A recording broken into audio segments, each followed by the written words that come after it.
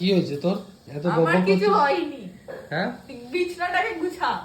বিছনা গোছানো যাবে, এটা আমার কাজের জিনিস। তা কাজের জিনিসে তুই তাহলে হেগে থাক এখানে। তা তুই আমায় বলছিস কেন পরিষ্কার করতে? তো তোকেই করতে হবে এখানে, কেন আমি করবো শালা? তোকেই করতে হবে। শালা গুলা।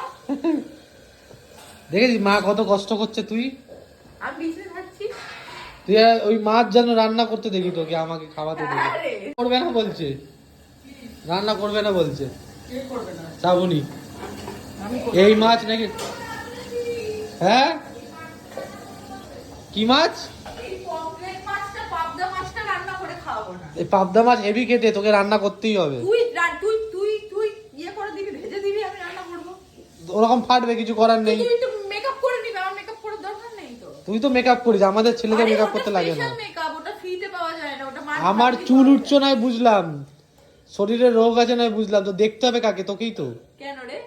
তোকে। হ্যাঁ হয়ে গেল, দেখে আসো, দেখে যাও কিভাবে রান্না করছে, এগুলো দেখে যাও। ওরে বাবা কি বলে, বাড়িটা শুনে যাও, বাড়ি ফাটছে। এ হচ্ছে অ্যাটম বোম, লাগলে পরে একদম ফসকা ডিরেক্ট। সাব্বাস শ্রাবণী, সাব্বাস। আবার বসে বসে ঝাড়ছি বাবা, কি আমি? কোমরে ব্যথায় বসে বসে ছাড়া। এবার তুই গুছা বাদ বাকিটা। তুই কোচা।